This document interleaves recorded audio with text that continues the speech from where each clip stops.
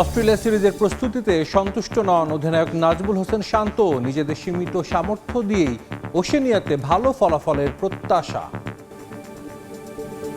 Test টিমটা একটা ভালো অবস্থানে আছে, সামনে আরো কিভাবে ইমপ্রুভ করতে পারি, যারা যখন সুযোগ পাবে বা যারা খেলার অপরচুনিটি পাবে তাদের উপরে আমার পূর্ণ বিশ্বাস আছে। লিটন দাসের ইনজুরির কোনো দায় নিতে নারাজ বিসিবির মেডিকেল কমিটি। স্ক্যান রিপোর্টে কোনো ভুল ছিল না বলে দাবি। বর্তমান ফিজিও টিম নিয়েও সন্তুষ্ট ডক্টর শামীম। আমাদের মেডিকেল ডিপার্টমেন্টও একটা ইন্টারন্যাশনাল লেভেলই হবে, আমাদেরকে বিদেশের বাইরে যেতে হবে না। আমরা ডক্টরদেরকে আরো বেশি ট্রেন করব। সেপ্টেম্বর উইন্ডোর জন্য এখনও বাংলাদেশের প্রতিপক্ষ চূড়ান্ত করতে পারেনি বাফুফে। সাফের আগে দেশের মাটিতে প্রস্তুতি ম্যাচ খেলতে চান হেড কোচ ফারহান আলীকে নিয়ে উচ্চাশা। ইনফান্তিনোর পরিকল্পনা বাস্তবায়ন করে বিশ্বকাপ বিক্রির সিদ্ধান্ত নিলে বয়কট করবে ইউরোপের দেশগুলো। কঠোর হুঁশিয়ারি ইউএফার, বিপাকে ফিফা সভাপতি। এবং অবশেষে আর্জেন্টিনার বিরুদ্ধে তদন্ত শুরু ফিফার। ফকল্যান্ড ব্যানার ফাইনালে মারামারি সহ একাধিক অভিযোগ দায়ের, প্রমাণ পেলে থাকছে নিষেধাজ্ঞার ঝুঁকি।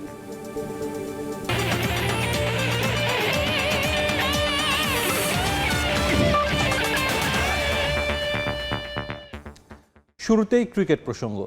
অস্ট্রেলিয়া সিরিজের প্রস্তুতি নিয়ে সন্তুষ্ট নন অধিনায়ক নাজমুল হোসেন শান্ত। বৈরী আবহাওয়ার কারণে অনুশীলন সেশনগুলোতে বিঘ্ন ঘটায় হতাশ ক্যাপ্টেন। তবে নিজেদের সীমিত সামর্থ্য দিয়ে ওশেনিয়াতে ভালো ফলাফলের প্রত্যাশা তার। সিরিজে নাহিদ, শরীফুল, লিটনদের পরিবর্তে দলে সুযোগ পাওয়া ক্রিকেটারদের নিজেদের প্রমাণের বড় সুযোগ বলে মনে করছেন তিনি। আপনারা তো মাশাআল্লাহ অনেক বছর ধরে ক্রিকেটটা কভার করেন, তো এই অস্ট্রেলিয়া সিরিজ নিয়ে আপনারা কি এক্সপেক্ট করতেছেন? দীর্ঘ 23 বছর পর অস্ট্রেলিয়া সফরের প্রস্তুতি জানাতে এসে প্রত্যাশা নিয়ে গণমাধ্যম কর্মীদের পাল্টা প্রশ্নই করে বসেন অধিনায়ক শান্ত। যে উত্তরটা পেয়েছেন তাতে যে সমর্থকদের সন্তুষ্ট করা সম্ভব নয় সেটাও বেশ স্পষ্ট। এই উত্তর আমি দিলে পছন্দ হইতো। গত কয়েক বছরে যেভাবে টেস্ট খেলেছে টাইগাররা তাতে প্রত্যাশা আকাশচুম্বী। এর জন্য সেরা প্রস্তুতিও প্রয়োজন। তবে জিম্বাবুয়ে সিরিজের পরিস্থিতির মতো এখানেও হতাশ টাইগার অধিনায়ক। বৃষ্টির কারণে প্রিপারেশনটা বাংলাদেশ ওইভাবে ঠিক মতো প্লেয়াররা নিতে পারে নাই, এবং যতটুকু সম্ভব হয়েছে নেওয়ার চেষ্টা করেছে। আপনারা দেখেছেন যে প্র্যাকটিস হচ্ছে গ্রানাইটে, ওপরে বোলিং মেশিনের সাহায্যে যতটুকু নেওয়া সম্ভব। বাট আমি স্টিল বিলিভ করি যে প্রিপারেশনের জায়গায় একটু তো ঘাটতি ছিল এবার। মূলত এমন বৃষ্টিসাত আবহাওয়াই হতাশার মূল কারণ। শেষ দিনের অনুশীলনেও ছিল একই চিত্র। অবশ্য এসব নিয়ে ভাবছেন না শান্ত। লক্ষ্য নিজেদের স্বাভাবিক খেলা খেলেই অজি বোধ করা। আলাদা কোনো পরিকল্পনা নাই, টেস্ট টিমটা একটা ভালো অবস্থানে আছে। এই জায়গাটা থেকে আমরা যেন নিচের দিকে না যাই, সামনে আরো কিভাবে ইমপ্রুভ করতে পারি। এদিকে নাহিদ, শরীফুলদের ইনজুরিতে নিজের সেরা দলটা অজিদের বিপক্ষে পাচ্ছেন না শান্ত। সেটা নিয়ে অবশ্য এখন আর আক্ষেপ নেই তার। হাতে যা অস্ত্র আছে তা নিয়েই লড়াইয়ে প্রস্তুত ক্যাপ্টেন হিসেবে আমি সবসময় আমার বেস্ট প্লেয়ারগুলোরই পাবো, এটা আসলে আশা করাটাও বোকামি হবে। সো আমার দলে যারা আছে, যারা যখন সুযোগ পাবে বা যারা খেলার অপরচুনিটি পাবে তাদের উপরে আমার পূর্ণ বিশ্বাস আছে। এদিকে অস্ট্রেলিয়া সমীহ করছে টাইগারদের, সেটা দেখে সন্তুষ্ট শান্ত। নিজেদের এই সম্মানটা টেস্ট ক্রিকেটে ধরে রাখতেই অস্ট্রেলিয়া সিরিজে ভালো ফলাফল আনতে চায় টাইগাররা। তাতে ওশেনিয়াতে আরও টেস্ট খেলার সুযোগ পাবে বাংলাদেশ। পাশাপাশি বাকি প্রতিপক্ষ সমান গুরুত্ব দেবে বলে বিশ্বাস অধিনায়কের। রাফি আমিন, সময় সংবাদ, ঢাকা। লিটন দাসের ইনজুরির কোনো দায় নিতে নারাজ বিসিবির মেডিকেল কমিটির চেয়ারম্যান ডক্টর সরকার মাহবুব আহমেদ শামীম। তার দাবি, টাইগার অধিনায়কের স্ক্যান রিপোর্টে কোনো ধরনের ভুল ছিল না। আগামীতে ক্রিকেটারদের বিদেশ নির্ভর চিকিৎসা ব্যবস্থা পাল্টে দেশেই সব সুযোগ সুবিধা তৈরি করার লক্ষ্য এই পরিচালকের। বর্তমান ফিজিও টিম নিয়েও সন্তুষ্ট শামীম। মেডিকেল ডিপার্টমেন্ট একটা খুব সফট টার্গেট সবার জন্য। লিটন দাসের ইনজুরিতে তোপের মুখে বিসিবির মেডিকেল কমিটি। তবে কমিটির প্রধান কোনো ধরনের দায় নিতে নারাজ। স্ক্যান রিপোর্টে ভুল ছিল না এমনটাই দাবি তার। এটা ফালতু কথা। রিপোর্ট ঠিকই আছে, সবই ঠিক আছে। রিকভারিটা টাইম অফ এক্সপেক্টেড টাইমে হয়নি, তাই তো? রিকভারি এক্সপেক্টেড টাইমের মধ্যেই হচ্ছে, কিন্তু ওই টাইমের মধ্যে রেঞ্জ আছে আর কি। আমরা সাথে করে নিয়ে গেছি যাতে রিহেবটা সাথে থাকে, দ্যাটস ইট, এর বাইরে কিছু না। চোটে থাকার পরেও কেন জিম্বাবুয়েতে নেওয়া হলো লিটনকে তা নিয়েও প্রশ্ন উঠছে। ডক্টর সরকার মাহবুব আহমেদ শামীমের ব্যাখ্যা, দলের সঙ্গে থেকে যেন চালিয়ে যাওয়া যায় পুনর্বাসন প্রক্রিয়া, এমনটাই ছিল পরিকল্পনা। তো 21 দিন তো হয়ে যাবে, তখন জিম্বাবুয়ে যাবে। তো হয়ে যাইলে তো এই রিহ্যাব প্রসেসটা টিমের সাথে থাকলে বেটার হবে, আইসোলেটেড থাকলে একটা অন্যরকম হবে, যেই কারণে ওকে ইয়েতে পাঠানো হয়েছিল। টুকটাক ইনজুরিতেও ক্রিকেটারদের বাড়তি ভোগান্তির উদাহরণ বহু আছে দেশের ক্রিকেটে, তাই কিছু হলেই খেলোয়াড়দের ছুটতে হয় দেশের বাইরে। এই নিয়ম বদলাতে চান বিসিবির এই পরিচালক। লক্ষ্য প্রযুক্তিগত উন্নতি এনে দেশের চিকিৎসক আর ফিজিওথেরাপিস্টদের দক্ষতা বাড়ানো। বাংলাদেশের প্লেয়াররা যদি ইন্টারন্যাশনাল লেভেলে খেলতে পারে, বাংলাদেশ সবাই যদি করতে পারে, তো আমাদের মেডিকেল ডিপার্টমেন্টও একেবারে ইন্টারন্যাশনাল লেভেলই হবে। আমাদেরকে বিদেশের বাইরে যেতে হবে না, সাধারণ চিকিৎসা করার জন্য যেতে হবে না। আমরা ডক্টরদেরকে আরও বেশি ট্রেন করব। বর্তমান যে আমাদের এক্সিস্টিং ফ্যাসিলিটিস আছে সেগুলো যথেষ্ট অপ্রতুল আছে, এটা নিয়ে কম কাজ করা হয়নি। এটা নিয়ে কথা বলছি আমি প্রেসিডেন্টের সাথে। পূর্বাচলে সেন্টার অফ এক্সিলেন্স ঘিরেও আছে পরিকল্পনা। বেঙ্গালুরুতে পরিদর্শন শেষে ওই আদলে নির্মাণ করতে চায় বিসিবি, যদিও পূর্বাচলের এই জমি নিয়ে পরিকল্পনা কম করেনি আগের কর্তারাও। সাব্বির মিথুন, সময় সংবাদ, ঢাকা। এশিয়ান লিজেন্ডস লিগে বাংলাদেশ টাইগার্সের হয়ে খেলবেন সাকিব আল হাসান। দলটির নেতৃত্ব দেওয়া হয়েছে বাঁহাতি এই অলরাউন্ডারকে। সহ অধিনায়কের দায়িত্বে থাকছেন অলক কাপালি। জাম্বিয়ার লিগটির দ্বিতীয় আসরের উদ্বোধনী ম্যাচে মাঠে নামে শ্রীলঙ্কান লায়ন্স ও আফগানিস্তান পাঠানস। মোট 19টি ম্যাচ অনুষ্ঠিত হবে এই টুর্নামেন্টে। 10 আগস্ট ফাইনালের মধ্য দিয়ে পর্দা নামবে এই টুর্নামেন্টের। লঙ্কা প্রিমিয়ার লিগ খেলতে এই মুহূর্তে শ্রীলঙ্কা অবস্থান করছেন সাকিব। শিগগিরই জাফনা কিংসের ডেরা থেকে বাংলাদেশ টাইগার্সে যোগ দেবেন টাইগার অলরাউন্ডার। 1 মাস পেছাচ্ছে প্রাইম মিনিস্টার্স ফুটবল টুর্নামেন্ট। আগস্টে শুরু হওয়ার কথা থাকলেও বন্যার কারণে সেপ্টেম্বরের 9 বা 10 তারিখ থেকে আসর শুরুর কথা জানালেন শিক্ষামন্ত্রী। চট্টগ্রাম প্রেস ক্লাবে এক অনুষ্ঠানে যোগ দিয়ে একথা জানান তিনি। চট্টগ্রাম জেলা স্টেডিয়াম থেকেই আসরের উদ্বোধন করবেন প্রধানমন্ত্রী তারেক রহমান। 40,000-এর বেশি শিক্ষা প্রতিষ্ঠানের 1.5 কোটির মতো শিক্ষার্থী অংশ নেবেন এই টুর্নামেন্টে। তরুণ প্রজন্মকে মাঠমুখী করতেই প্রধানমন্ত্রীর এই উদ্যোগ বলে জানান উপস্থিত মন্ত্রীরা। অনেক বিশ্বাসের ক্যামেরায় শফিকুল আলমের প্রতিবেদন।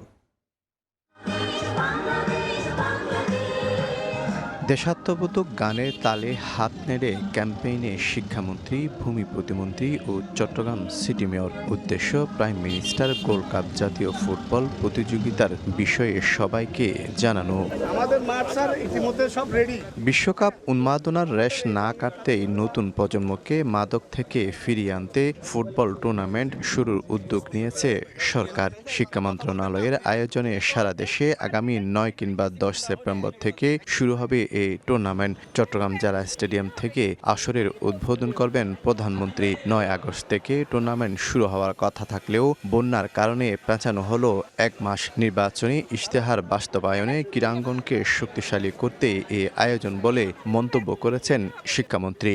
আমরা চাচ্ছি যে আমাদের এই ভবিষ্যৎ প্রজন্ম তারা যেন খেলাধুলা, লেখাপড়ার সাথে সম্পৃক্ত থাকে। এই সমস্ত উদ্যোগ যাতে অন্ধকার জগৎ থেকে আমরা আমাদের সন্তানদেরকে, আগামী ভবিষ্যৎ প্রজন্মকে আলোর দিকে আনতে পারি। উপজেলা, জেলা, শিক্ষাঞ্চল এবং জাতীয় এই 4টি ধাপে অনুষ্ঠিত হবে টুর্নামেন্টের মূল পর্ব, যেখানে মাধ্যমিক ও সমমান এবং উচ্চ মাধ্যমিক ও সমমান পর্যায়ের 40,000 শিক্ষা প্রতিষ্ঠানের 1.5 কোটি শিক্ষার্থী অংশগ্রহণ করবেন। প্রাইম মিনিস্টার্স গোল্ড কাপ যেটা উদ্বোধন হবে খুব প্রবাবলি 9 সেপ্টেম্বর বা 10 সেপ্টেম্বর বা 11 সেপ্টেম্বর, 3 দিনের যে কোনো একদিন। আমরা 1 মাস পিছিয়ে নিয়েছি স্যারকে অনুরোধ করে, প্রধানমন্ত্রীকে অনুরোধ করে, যাতে আমরা খেলাটা পূর্ণাঙ্গভাবে সফলভাবে সম্পন্ন করতে পারি। প্রায় 100টার উপর শিক্ষা প্রতিষ্ঠান, 200টার উপর মাদ্রাসা আছে। তো আমরা মনে করি এখানে ইনশাল্লাহ সবাই আসবে, অত্যন্ত আনন্দ উৎসাহের সাথে, উদ্যমের সাথে তারা আসবে। প্রতিটি দলে 16 জন খেলোয়াড় ও 2 জন কর্মকর্তা থাকবেন। ম্যাচ হবে নকআউট পদ্ধতিতে। শফিকুল আলম, সময় সংবাদ, চট্টগ্রাম। সেপ্টেম্বর উইন্ডোর জন্য এখনও প্রতিপক্ষ চূড়ান্ত করতে পারেনি বাংলাদেশ ফুটবল ফেডারেশন। যদিও দেশের মাটিতে ক্যাম্প ও প্রস্তুতি ম্যাচ খেলেই সাফের জন্য প্রস্তুতি নিতে চান জাতীয় দলের হেড কোচ থমাস ডুলি। এদিকে ফুলহ্যামের মূল একাদশে সুযোগ পাওয়ায় ফারহান আলী ওয়াহিদকে নিয়ে বেশ আশাবাদী লাল সবুজ কোচ। যদিও সাফে এই উইঙ্গারকে পাওয়া নিয়ে এখনও সন্দিহান ডুলি। দীর্ঘদিন পর দেশের মাটিতে অনুষ্ঠিত হতে যাচ্ছে সাফ চ্যাম্পিয়নশিপ। হামজা শমীদদের হাত ধরে 23 বছরের শিরোপা খরা কাটাতে চায় বাংলাদেশ জাতীয় ফুটবল দল, যার জন্য লাল সবুজদের প্রয়োজন সেরা প্রস্তুতি। সাফের আগে ফিফার একটি মাত্র উইন্ডো পাচ্ছে বাংলাদেশ, আর প্রস্তুতির জন্য সেই সেপ্টেম্বর উইন্ডোকেই সর্বোচ্চ কাজে লাগাতে চায় বাংলাদেশ ফুটবল ফেডারেশন। সেপ্টেম্বর উইন্ডোতে খেলার জন্য মধ্যপ্রাচ্য ও আসিয়ান অঞ্চলের বেশ কয়েকটি দলের সঙ্গে যোগাযোগ করেছে বাফুফে। তবে এক কিরগিজস্তান ছাড়া আর কোনো প্রতিপক্ষ এখন পর্যন্ত খুঁজে পায়নি ফেডারেশন। যদিও মধ্য এশিয়ার দেশটিতে না গিয়ে বাংলাদেশেই সাফের প্রস্তুতি ম্যাচের সঙ্গে ক্যাম্প শুরু করতে চান জাতীয় দলের হেড কোচ থমাস ডুলি। আমার মনে হয় সাফের প্রস্তুতির জন্য এই মুহূর্তে খুব শক্তিশালী দলের সঙ্গে খেলে হেরে যাওয়াটা হয়তো ভালো কিছু হবে না। অবশ্য কখনো কখনো খুব শক্তিশালী দলের সঙ্গে খেলা ভালো, যাতে নিজের ভুলগুলো খুঁজে বের করে সংশোধন করা যায়। আমাদের পরবর্তী ধাপ হলো সাফের প্রস্তুতি। এটা আমাদের হোম টুর্নামেন্ট, তাই প্রস্তুতির জন্য অস্ট্রেলিয়া বা ইউরোপ যাওয়ার কোনো প্রয়োজন নেই। এশিয়ায় যদি খেলতে হয় তো নিজের দেশে কেন নয়? এখানে খেলে আমরা সমর্থকদের মধ্যে সাফ ঘিরে উন্মাদনা সৃষ্টি করতে চাই। হামজা শমীদ জায়ানদের পাশাপাশি এবারের সাফে দেখা যেতে পারে বেশ কয়েকজন প্রবাসী ফুটবলার। তাদের মধ্যে অন্যতম ফারহান আলী ওয়াহিদ। বর্তমানে ফুলহামের মূল দলের সঙ্গে প্রাক মৌসুম প্রস্তুতিতে ব্যস্ত সময় পার করছেন এই লেফট উইঙ্গার। সাবেক রিয়াল মাদ্রিদ কোচ আলভারো আরবেলোয়ার অধীনে ভালোই গেম টাইম পাচ্ছেন ফারহান। ফুলহামের মূল একাদশে সুযোগ পাওয়ায় এই ফুটবলারকে নিয়ে বেশ আশাবাদী ডুলি। যদিও ফারহানকে সাফে পুরোপুরি পাওয়া যাবে কিনা তা নিয়ে সন্দিহান লাল সবুজ কোচ। দেখুন, আমি এখনো ফারহানের সঙ্গে কথা বলিনি। তার সঙ্গে কথা বলতে হবে। সে যদি লিগে ফুলহ্যামের হয়ে আরো 2-3টি ম্যাচ খেলে ইনজুরিতে পড়ে যায় তবে তো খেলতেই পারবে না। সে খুবই ভালো এবং প্রতিশ্রুতিশীল খেলোয়াড়, তার দারুণ ভবিষ্যৎ রয়েছে। সে আমাদের কতটা সাহায্য করতে পারবে তা দেখতে হবে। আগামী 4 নভেম্বর থেকে শুরু হবে সাফ চ্যাম্পিয়নশিপ। ঢাকার জাতীয় স্টেডিয়ামে আয়োজিত হবে সবকটি ম্যাচ। ফাহিম ইসলাম, সময় সংবাদ, ঢাকা। ফুটবল বিশ্বে মহা সংকট। বিশ্বকাপ সহ বিভিন্ন ইভেন্টে বেসরকারি বিনিয়োগকারীদের কাছে ফিফার শেয়ার বিক্রির প্রস্তাবে ক্ষোভে ফুঁসছে ইউরোপীয় ফুটবল। ফিফার এই প্রস্তাব অনুমোদন পেলে বিশ্বকাপ না খেলার হুমকি দিয়েছে উয়েফার 55টি সদস্য দেশ। যদিও আফ্রিকা ও এশিয়ার মৌন সমর্থন পাচ্ছেন জিয়ান্নি ইনফান্তিনো। 32 দলের বিশ্বকাপটাকে 48 দলে নিয়ে ব্যবসার শুরু ফিফার। আর্থিক লাভের জন্য পাগল পাড়া ইনফান্তিনো এরপরও থামেননি। যুক্তরাষ্ট্র বিশ্বকাপকে সফল করার নামে একের পর এক নীতি বিবর্জিত কার্যকলাপে যুক্ত হয়েছে ফিফা। ট্রাম্পকে খুশি করতে এবং নিজের পদবি বাঁচিয়ে রাখতে ফুটবলের সৌন্দর্যটাকেও বাজারে তুলে আনেন ইনফান্তিনো। তাই তো বিশ্বকাপ শেষ হতে না হতেই নিয়ে এসেছিলেন নতুন আরেক ব্যবসায়িক মডেল, আর্থিক লাভের নতুন গল্প। মাঠের খেলা দিয়ে কোটি মানুষের আবেগ ধরে রাখা ফিফা হাঁটতে শুরু করেছিল এক নতুন বাণিজ্যের পথে। কিন্তু টুর্নামেন্ট আয়োজনে আলাদা প্রতিষ্ঠান গড়ে তার শেয়ার বেচে দেয়া ব্যবসায়িক দৃষ্টিকোণ থেকে বড় চাল হলেও বিশ্ব ফুটবলের প্রধান সংস্থাটির এই চিন্তা শুরুতেই বড় ধরনের ধাক্কা খেল। বিশেষ করে আঞ্চলিক কনফেডারেশনগুলোর তীব্র ক্ষোভ আর বিশ্বজুড়ে সমালোচনার মুখে ব্যাকফুটে যেতে হয়েছে খোদ ফিফা সভাপতিকে। পরিস্থিতি সামাল দিতে সাফাই গাওয়ার পথ বেছে নিয়েছেন Gianni Infantino. FIFA forward enterprise মূলত একটি প্রস্তাব। এটি গণতান্ত্রিক আলোচনার অংশ, কোনো বাধ্যবাধকতা নয়। 211টি সদস্য দেশ ও ফিফা কাউন্সিল অনুমোদন দিলেই কেবল এটি বাস্তবায়ন করা হবে। And above all, it is an opportunity. ইনফান্তিনোর দাবি, খেলা পরিচালনা আর খেলা থেকে ব্যবসা বের করে আনা দুটো ভিন্ন দক্ষতা। ফুটবল থেকে অর্জিত বাণিজ্যিক ফায়দার খুব কম অংশই নাকি পৌঁছায় মূল জায়গায়। তাই স্পন্সরশিপ, সম্প্রচার সত্ত্ব আর নতুন বাণিজ্যের মাধ্যমে ফিফার টুর্নামেন্টগুলো থেকে বাড়তি আয় বের করতেই এই কাঠামো। সভাপতি বোঝাতে চেয়েছেন লাভের পুরো অর্থই শেষ পর্যন্ত ভাগ করে দেয়া হবে সদস্য রাষ্ট্রগুলোর মধ্যে। Commercialize and organize all FIFA-owned. ফুটবলের বাণিজ্যিক আয়ের খুব সামান্য অংশই এখন কাজে লাগছে। বাড়তি আয় নিশ্চিত করতে বিশেষ দক্ষতা দরকার। আমরা বিশ্বাস করি এই উদ্যোগ পুরো বিশ্বের ফুটবলের সম্ভাবনাকে উন্মোচন করবে। তাই এটাকে বাধ্যবাধকতা হিসেবে না দেখে একটা সুযোগ হিসেবে বিবেচনা করা উচিত। Captured commercial. সমালোচকরা যেখানে ঐতিহ্যের উপর কর্পোরেট থাবার ভয় পাচ্ছেন, সেখানে ইনফান্তিনোর অভয় অটুট রাখা হবে ফুটবলের সৌন্দর্য। যদিও কোটি ডলারের বাণিজ্য আর ফুটবলের আবেগ একসঙ্গে পথ চলতে পারবে কিনা, কিংবা 211টি সদস্য দেশ এই শেয়ার বিক্রির প্রস্তাবে সায় দেবে কিনা তা জানতে হলে অপেক্ষা করতে হবে আরেকটা কংগ্রেস পর্যন্ত। নিয়ন মোহাইমিন, সময় সংবাদ। বিশ্বকাপ হারের আক্ষেপের মাঝেই বড় শাস্তির মুখে আর্জেন্টিনা। মেসিদের বিপক্ষে আনুষ্ঠানিকভাবে আচরণবিধি লঙ্ঘনের একাধিক অভিযোগ দায়ের করেছে ফিফা। মলিনা আলমাদা পারেদেসের সঙ্গে অভিযুক্ত স্পেনের গাভি। অভিযোগ প্রমাণিত হলে নিষিদ্ধ হওয়ার সম্ভাবনা আছে এই ফুটবলারদের। এছাড়া ইংল্যান্ড ম্যাচে ফকল্যান্ড আইল্যান্ডের ব্যানার প্রদর্শনে আর্জেন্টিনা ফুটবল অ্যাসোসিয়েশনের বিরুদ্ধে শাস্তিমূলক ব্যবস্থা নেবে ফিফা। বিশ্বকাপ ফাইনাল শেষ, কিন্তু নাটকের শেষ হয়নি। স্পেন আর্জেন্টিনা লড়াইয়ের উত্তেজনার রেশ এখন গড়িয়েছে শাস্তিমূলক তদন্তে। নিষিদ্ধ হওয়ার অপেক্ষায় মেসিরা। 19 জুলাইয়ের সেই ফাইনালে স্পেনের কাছে 1-0 গোলে হেরে শিরোপা হারায় আর্জেন্টিনা। শেষ বাঁশি বাজতেই দু দলের খেলোয়াড়দের মধ্যে শুরু হয় উত্তপ্ত বাকবিতণ্ডা, যা পরে ধাক্কাধাক্কি ও হাতাহাতিতে রূপ নেয়। সেই ঘটনার তদন্ত শেষে এবার অভিযোগ গঠন করেছে বিশ্ব ফুটবলের সর্বোচ্চ নিয়ন্ত্রক সংস্থা। ফাইনাল শেষে স্পেনের ফুটবলারদের আঘাত করায় মিডফিল্ডার পারেদেসের বিরুদ্ধে 3টি অভিযোগ এনেছে ফিফা। ডিফেন্ডার নাহুয়েল মলিনার বিরুদ্ধে রয়েছে 2টি অভিযোগ। একই ঘটনায় অভিযুক্ত হয়েছেন আর্জেন্টিনার সহকারী কোচ রবার্তো আয়েলাও। পাশাপাশি অসৌজন্যমূলক আচরণের অভিযোগে নাম এসেছে থিয়াগো আলমাদা এবং স্পেনের তরুণ মিডফিল্ডার গাভির। তবে বিতর্ক শুধু ফাইনালেই সীমাবদ্ধ নয়। ইংল্যান্ডকে হারিয়ে সেমিফাইনাল জয়ের পর আর্জেন্টিনার খেলোয়াড়রা মাঠে প্রদর্শন করেন একটি ব্যানার। সেখানে লেখা ছিল মালভিনাস আর্জেন্টিনার। আর্জেন্টিনা যাকে মালভিনাস বলে, যুক্তরাজ্যের কাছে সেটি ফকল্যান্ড দ্বীপপুঞ্জ। 1982 সালে এই দ্বীপকে ঘিরে দুই দেশের মধ্যে যুদ্ধ হয়েছিল। সেই ঐতিহাসিক ও রাজনৈতিক ইস্যুকে বিশ্বকাপের মঞ্চে তুলে ধরার অভিযোগে আর্জেন্টাইন ফুটবল অ্যাসোসিয়েশনের বিরুদ্ধেও শৃঙ্খলা ভঙ্গের মামলা করেছে ফিফা। অভিযোগের ভাষায় একটি ক্রীড়া আয়োজনকে অক্রীড়া সংশ্লিষ্ট বার্তা দেওয়ার জন্য ব্যবহার করা হয়েছে। এতেই শেষ নয়, আর্জেন্টিনার সমর্থকদের বিরুদ্ধে বৈষম্যমূলক স্লোগান ও অঙ্গভঙ্গির অভিযোগও তদন্তের আওতায় এসেছে। পাশাপাশি বিশ্বকাপের একাধিক ম্যাচে গ্যালারি থেকে মাঠে বিভিন্ন বস্তু নিক্ষেপের ঘটনাও খতিয়ে দেখছে ফিফা।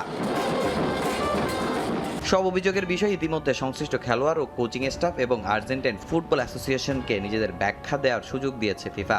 সেই ব্যাখ্যা পাওয়ার পর ডিসিপ্লিনারি কমিটি কঠিন সিদ্ধান্ত নেবে। জরিমানা, নিষেধাজ্ঞার মতো কঠোর শাস্তির মুখে পড়তে পারে আর্জেন্টিনার ফুটবলাররা। বিশ্বকাপের ট্রফি জিততে না পারার কষ্ট এখনো বয়ে বেড়াচ্ছে আর্জেন্টিনা, কিন্তু তারই মাঝে ফাইনালের বিতর্কে এখন তাদের সামনে আরো বড় এক পরীক্ষা। মাঠের লড়াই শেষ, এবার ফিফা কি রায় দেয় সেটার দিকে চেয়ে আছে আলবিসেলেস্তারা। তামিম হোসেন, সময় সংবাদ। ইংল্যান্ডে নিরাপত্তা শঙ্কায় 2 আর্জেন্টাইন ফুটবলার লিসান্দ্রো মার্তিনেজ ও অ্যালেক্সিস ম্যাকঅ্যালিস্টার। উত্তর পশ্চিম ইংল্যান্ডের বাসায় নিজ উদ্যোগে নিরাপত্তা জোরদার করেছেন ম্যানচেস্টার ইউনাইটেড ও লিভারপুল তারকা। তবে এখন পর্যন্ত মার্তিনেজ ও ম্যাকঅ্যালিস্টার কোনো হামলার মুখোমুখি হয়নি বলে নিশ্চিত করেছে ইংলিশ গণমাধ্যমগুলো। বিশ্বকাপের সেমিফাইনালে ইংল্যান্ডের বিপক্ষে জয়ের পর মালভিনাস ব্যানার ধরে সমালোচিত হন আর্জেন্টাইন ফুটবলাররা। এরপর ক্লাবে এসে তারা নিরাপত্তাহীনতায় ভুগছেন। বিশ্বকাপ উত্তাপ শেষে ফুটবল উন্মাদনা এখন ক্লাব ফুটবলে। ন্যাশনাল টিমের জার্সি রেখে ফুটবলাররা এবার ক্লাব জার্সি গায়ে জড়াতে চলেছেন। বিশ্বকাপের পর যে যার মতো করে ছুটি কাটিয়ে ফিরতে শুরু করেছেন প্রিয় ক্লাবে। সেখানেই যেন এক শঙ্কা তৈরি হয়েছে আর্জেন্টাইন 2 ইংলিশ লিগ তারকা লিসান্দ্রো মার্তিনেজ ও অ্যালেক্সিস ম্যাকঅ্যালিস্টারের। বিশ্বকাপ সেমিফাইনালে ইংল্যান্ডের বিপক্ষে আর্জেন্টিনার দুর্দান্ত কামব্যাকের গল্প তো সবারই জানা। সেমিতে 2-1 গোলের রুদ্ধশ্বাস জয়ের পর এক টুকরো সাদা কাপড়ের ব্যানার নিয়ে উদযাপনে মাতেন ফুটবলাররা, যেখানে লেখা ছিল ফকল্যান্ড দ্বীপপুঞ্জ আর্জেন্টিনার। যে ব্যানারটি ধরেছিলেন Lisandro Martinez, Giovani Lo Celso, MacAllister ও ক্রিস্টিয়ানো রোমেরো। তাদের এই উদযাপন দ্রুতই ছড়িয়ে পড়ে সামাজিক যোগাযোগ মাধ্যমে। তার সঙ্গে শুরু হয় সমালোচনাও। এরপর মাঠ ও মাঠের বাইরে আরও তো কত কিছুই ঘটে গেল। সর্বশেষ মালভিনাস ইস্যুতে নিরাপত্তার শঙ্কায় আর্জেন্টাইন 2 ইংলিশ লিগ তারকার বাড়িতে নিরাপত্তা জোরদার করেছে। ম্যানচেস্টার ইউনাইটেডের সেন্টার ব্যাক লিসান্দ্রো মার্তিনেজ ও লিভারপুল মিডফিল্ডার ম্যাকঅ্যালিস্টার ইংল্যান্ডের উত্তর পশ্চিম অঞ্চলে থাকেন। ইংলিশ গণমাধ্যম দ্য সানের মতে ম্যান ইউনাইটেড লিসান্দ্রোর নিরাপত্তা বাড়াতে সরাসরি যুক্ত নয়। এই আর্জেন্টাইন সেন্টার ব্যাক নিজ উদ্যোগে নিরাপত্তা ব্যবস্থা জোরদার করেছেন। সেই সঙ্গে তার বাড়িতে এখনো কোনো হামলার ঘটনা ঘটেনি বলে নিশ্চিত করেছে ইংলিশ গণমাধ্যমটি। হামলার ঘটনা যে ঘটবে না সেটাও পুরোপুরি উড়িয়ে দেওয়া যাচ্ছে না, কারণ ইংল্যান্ডের অতীত বিশ্বকাপ হারে খেলোয়াড়দের দেওয়ালচিত্র বা গ্রাফিতিতে হামলার ঘটনায় লিসান্দ্রোর এই সিদ্ধান্ত হতে পারে। আর্জেন্টাইন এই দুই তারকার ইংল্যান্ডে বেশ জনপ্রিয়তা রয়েছে। ওল্ড ট্রাফোর্ডে লিসান্দ্রোকে ভালোবেসে কসাই নামে ডাকেন সমর্থকরা। আর আর্জেন্টিনার হয়ে তৃতীয় বিশ্বকাপ জয়ের পর অলরেডদের অকুণ্ঠ সমর্থন পেয়েছেন ম্যাকঅ্যালিস্টার। তবু ফুটবলের আবেগ যে কখনো কখনো মাঠ ছাড়িয়ে নিরাপত্তা শঙ্কা তৈরি করে তা আবারও মনে করিয়ে দিল এই ঘটনা। জিহাদ আল হাসান, সময় সংবাদ। খেলার সময় আরও থাকছে। নেইমারের জন্য বিদায়ী ম্যাচ আয়োজন করতে চায় ব্রাজিল ফুটবল কনফেডারেশন। সিবিএফ এর আস্থার প্রতিদান দিতে 2030 বিশ্বকাপ পর্যন্ত ব্রাজিলের কোচ থাকতে চান অ্যানচেলোত্তি। জিদানকে কোচ হিসেবে পেয়ে সামাজিক মাধ্যমে উচ্ছ্বাস প্রকাশ করেছেন কিলিয়ান এমবাপ্পে। ফ্রান্সের 98 বিশ্বকাপ জয়ী কিংবদন্তির কাছ থেকে শেখার জন্য মুখিয়ে আছেন গোল্ডেন বুট জয়ী এই তারকা। লক্ষ্য ইউরো 2028 এবং 2030 বিশ্বকাপ জয়। 25 সেপ্টেম্বর তুরস্কের বিপক্ষে ম্যাচ দিয়ে আনুষ্ঠানিকভাবে শুরু হবে জিদানের নতুন অধ্যায়। জিনেদিন জিদান, ফুটবল বিশ্ব জানে নামটার ভার কতখানি। ইউরো 2028 এবং 2030 বিশ্বকাপ জিততে ফ্রান্স ফুটবল দলের দায়িত্ব দেয়া হয় জিদানকে। এমবাপ্পে, ওলিসে, দেমবেলের পাওয়ার প্যাক্ট আক্রমণ ভাগ আর জিদানের মাস্টার প্ল্যান প্রতিপক্ষকে তছনছ করে দিতে এতটুকুই যথেষ্ট। জিদানকে কোচের দায়িত্বে পেয়ে মহা খুশি ফুটবল ইতিহাসের আরেক জায়ান্ট কিলিয়ান এমবাপ্পে। এমবাপ্পের মতে ফ্রান্সের সর্বকালের অন্যতম সেরা ফুটবলারের হাতেই উঠেছে লেজ ব্লুর দায়িত্ব। রিয়াল মাদ্রিদের তারকা ফরোয়ার্ড সামাজিক মাধ্যমে উচ্ছ্বাস প্রকাশ করে লিখেন, ওয়েলকাম হোম। আগামী মাস থেকেই জাতীয় দলের দায়িত্ব নেবেন জিদান। তার সামনে নতুন চ্যালেঞ্জ, ফ্রান্সকে আবারও আন্তর্জাতিক ফুটবলের শীর্ষে তোলা। আবহ, রিয়াল মাদ্রিদের সাবেক এই কোচ টানা 3 বার উয়েফা চ্যাম্পিয়ন্স লিগ জয় করে কোচিং ক্যারিয়ারে নিজের সামর্থ্যের প্রমাণ দিয়েছেন। তরুণ প্রজন্মকে ঘিরে ভবিষ্যতের দল নিয়ে রয়েছে জিদানের বড় পরিকল্পনা। 25 সেপ্টেম্বর তুরস্কের বিপক্ষে ম্যাচ দিয়ে আনুষ্ঠানিকভাবে জিদানের নতুন অধ্যায় শুরু হবে। 2021 সালে রিয়াল মাদ্রিদের দায়িত্ব ছাড়ার পর আবারও কোচিংয়ের দায়িত্ব গ্রহণ করেছেন তিনি। এখন দেখবার পালা প্রত্যাশার বিপরীতে কতটুকু দিতে পারে জিনেদিন জিদান। নাজমুল হাসান পুলক, সময় সংবাদ। দায়িত্ব নিয়ে ইতালিকে 2030 বিশ্বকাপ শিরোপা উপহার দেওয়ার প্রতিশ্রুতি কোচ রবার্তো মানচিনির। আজুরিদের ঢেলে সাজাতে সামর্থ্যের সেরাটা দিতে চান 61 বছর বয়সী এই কোচ। ইতালির দায়িত্ব ছেড়ে সৌদি আরবের কোচের দায়িত্ব নিয়ে সমর্থকদের কাছে দুঃখ প্রকাশ করেছেন মানচিনি।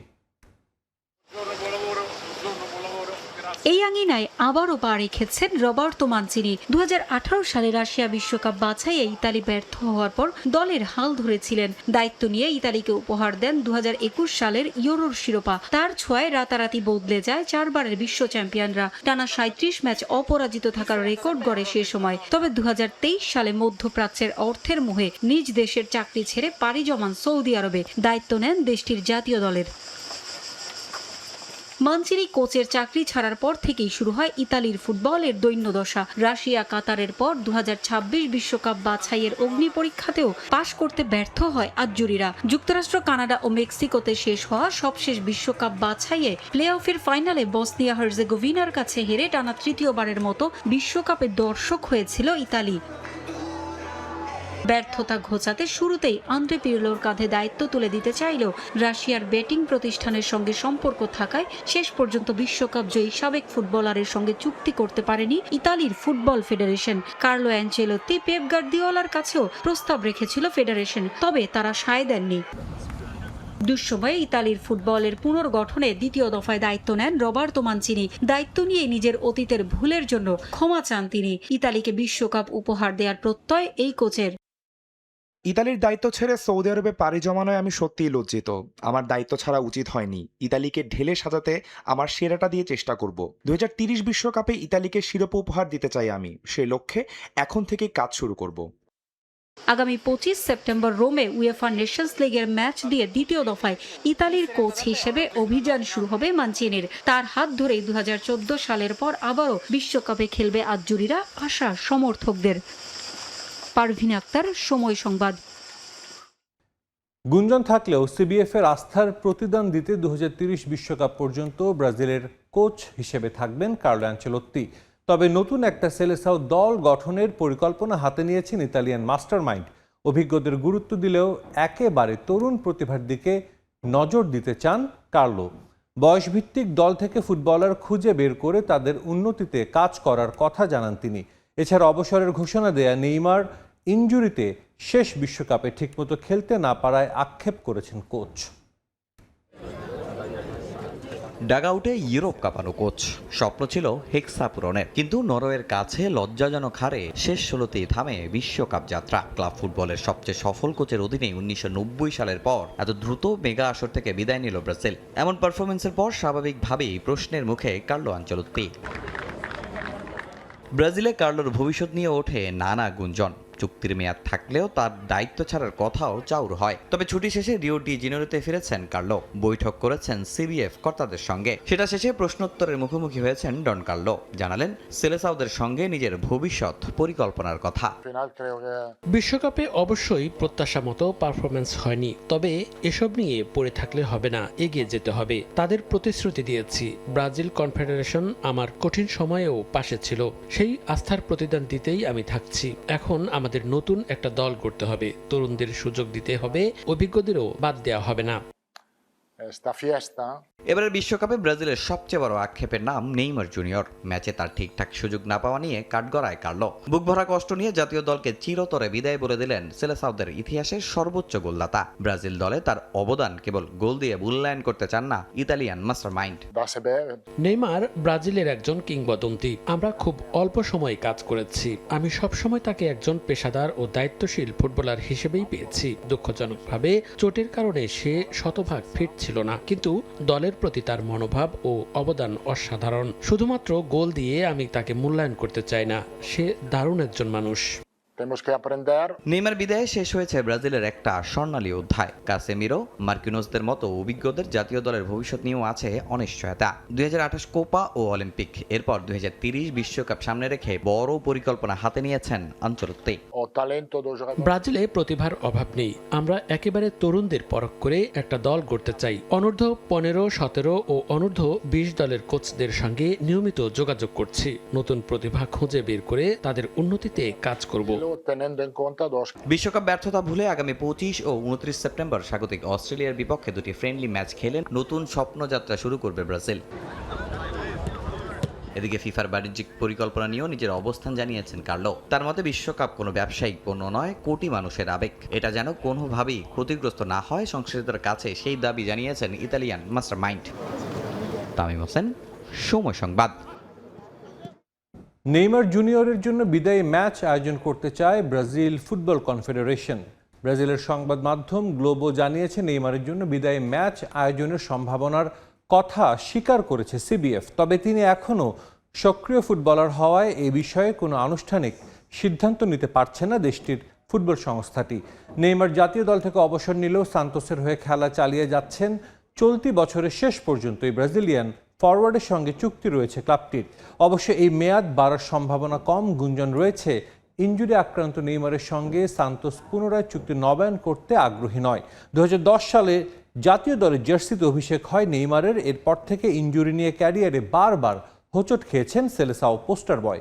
এরপরও দেশটির হয়ে সর্বোচ্চ গোলদাতা নেইমার, কিংবদন্তি পেলের ৭৯ গোলের রেকর্ড পেছনে ফেলেছেন তিনি।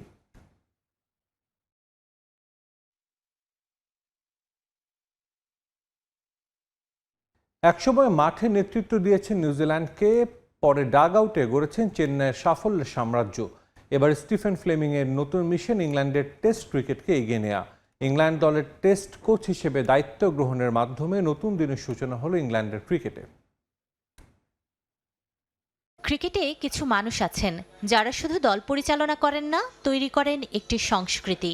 স্টিফেন ফ্লেমিং সেই তালিকারই একজন। খেলোয়াড় হিসেবে নিউজিল্যান্ডকে নেতৃত্ব দিয়েছেন আর কোচ হিসেবে তৈরি করেছেন বিশ্বের অন্যতম সফল ফ্র্যাঞ্চাইজি দল চেন্নাই সুপার কিংসকে। দীর্ঘদিন ধোনির সঙ্গে কাজ করে গড়ে তুলেছেন শান্ত মাথায় চাপ সামলানো এবং পরিস্থিতি অনুযায়ী সিদ্ধান্ত নেয়ার এক অনন্য ধারা। 2009 সালে চেন্নাইয়ের কোচের দায়িত্ব নেয়ার পর ফ্লেমিং বদলে দেন দলটির ক্রিকেট দর্শন। তার অধীনে চেন্নাই জিতেছে 5টি আইপিএল শিরোপা ও 2টি চ্যাম্পিয়ন্স লিগ টি20 ট্রফি। এবার সেই অভিজ্ঞতায় কাজে লাগাতে চায় ইংল্যান্ড। ব্রেন্ডন ম্যাককালামের আক্রমণাত্মক বাসবল দর্শনের পর ইংলিশ ক্রিকেট চেয়েছে এমন একজনকে যিনি আগ্রাসী ক্রিকেটের সঙ্গে যোগ করবেন ধারাবাহিকতা এবং দীর্ঘমেয়াদী পরিকল্পনা। ফ্লেমিংয়ের সবচেয়ে বড় শক্তি খেলোয়াড়দের কাছ থেকে সেরাটা বের করে আনার ক্ষমতা। তরুণ প্রতিভা গড়ে তোলা, ড্রেসিং রুমের পরিবেশ নিয়ন্ত্রণ এবং বড় ম্যাচের চাপ সামলানোর অভিজ্ঞতা তাকে আরও এক ধাপ এগিয়ে রেখেছে। তবে সামনে কঠিন পরীক্ষা। অ্যাশেজ সহ বড় সিরিজের আগে ইংল্যান্ডের টেস্ট দলকে নতুন করে সাজানোই হবে ফ্লেমিংয়ের প্রথম চ্যালেঞ্জ। কোচ হিসেবে সাফল্যের আগে খেলোয়াড় হিসেবেও ছিল তার সমৃদ্ধ ক্যারিয়ার। নিউজিল্যান্ডের হয়ে 111টি টেস্ট ও 280টি ওয়ানডে খেলেছেন স্টিফেন ফ্লেমিং। টেস্টে করেছেন 7000-এর বেশি রান, সেঞ্চুরি 9টি। দীর্ঘ সময় নিউজিল্যান্ডকে নেতৃত্ব দিয়ে দলকে বিশ্ব ক্রিকেটে প্রতিদ্বন্দ্বিতাপূর্ণ অবস্থানে নিয়ে যান। তার অধিনায়কত্বেই 2000 সালের আইসিসি নকআউট ট্রফি জিতে প্রথমবারের মতো কোনো আইসিসি শিরোপার স্বাদ পায় নিউজিল্যান্ড। চেন্নাইয়ের হলুদ জার্সি থেকে এবার ইংল্যান্ডের সাদা পোশাক। স্টিফেন ফ্লেমিংয়ের সামনে নতুন মঞ্চ, নতুন দায়িত্ব আর নতুন ইতিহাস লেখার সুযোগ। নূরে জান্নাত, সময় সংবাদ। ক্রিকেটের নতুন বিতর্কের নাম ক্লিক গেট। ইংল্যান্ডের একটি ক্লাব ম্যাচে ব্যাটে বল না লাগলেও আঙুলের ক্লিক শব্দে আম্পায়ারকে বিভ্রান্ত করে ব্যাটসম্যানকে আউট করানোর অভিযোগ উঠেছে এক ফিল্ডারের বিরুদ্ধে। ভিডিওটি সামাজিক মাধ্যমে ছড়িয়ে পড়ার পর তদন্ত শুরু করেছে লীগ কর্তৃপক্ষ। আর সে ঘটনায় আবারও আলোচনায় এনেছে ক্রিকেটের পুরনো সব কেলেঙ্কারিকে। ঘটনাটি ঘটে ইংল্যান্ডের north Yorkshire and south Durham cricket লিগের একটি ম্যাচে। সল্টবার্ন ক্রিকেট ক্লাবের দ্বিতীয় দল ও নর্টন ক্রিকেট ক্লাবের দ্বিতীয় দলের লড়াইয়ে শট খেলার মুহূর্তে স্লিপে থাকা এক ফিল্ডারের আঙুল থেকে ক্লিক শব্দ শোনা যায়। অভিযোগ, সেই শব্দকেই ব্যাটে বলের স্পর্শ ভেবে আম্পায়ার আউটের সিদ্ধান্ত দেন। ভিডিওটি প্রকাশ্যে আসতেই শুরু হয় তুমুল বিতর্ক।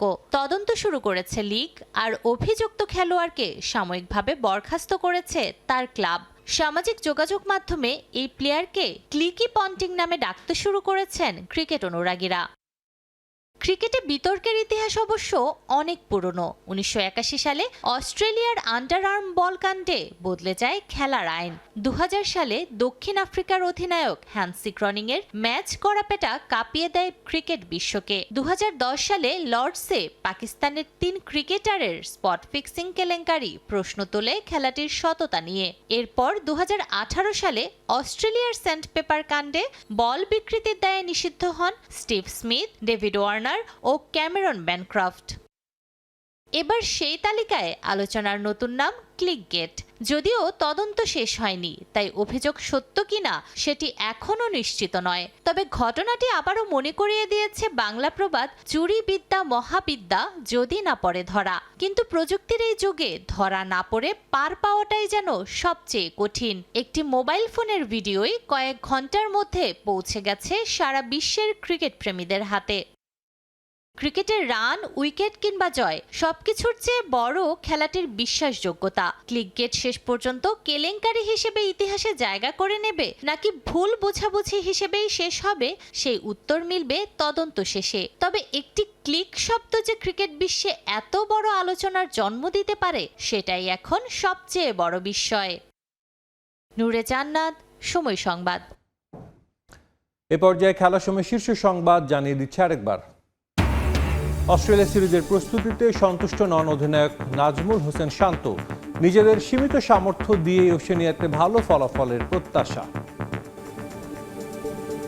টেস্ট টিমটা একটা ভালো অবস্থানে আছে, সামনে আরও কিভাবে ইমপ্রুভ করতে পারি, যারা যখন সুযোগ পাবে বা যারা খেলার অপরচুনিটি পাবে তাদের উপরে আমার পূর্ণ বিশ্বাস আছে। লিটন দাসের ইনজুরির কোনো দায় নিতে নারাজ বিসিবির মেডিকেল কমিটি। স্ক্যান রিপোর্টে কোনো ভুল ছিল না বলে দাবি। বর্তমান ফিজিও টিম নিয়েও সন্তুষ্ট ডক্টর শামীম। আমাদের মেডিকেল ডিপার্টমেন্টও একেবারে ইন্টারন্যাশনাল লেভেলই হবে, আমাদেরকে বিদেশের বাইরে যেতে হবে না। আমরা ডক্টরদেরকে আরও বেশি ট্রেন করব। এবং ইনফান্তিনোর পরিকল্পনা বাস্তবায়ন করে বিশ্বকাপ বিক্রির সিদ্ধান্ত নিলে বয়কট করবে ইউরোপের দেশগুলো। কঠোর হুঁশিয়ারি ইউএফার, বিপাকে ফিফা সভাপতি।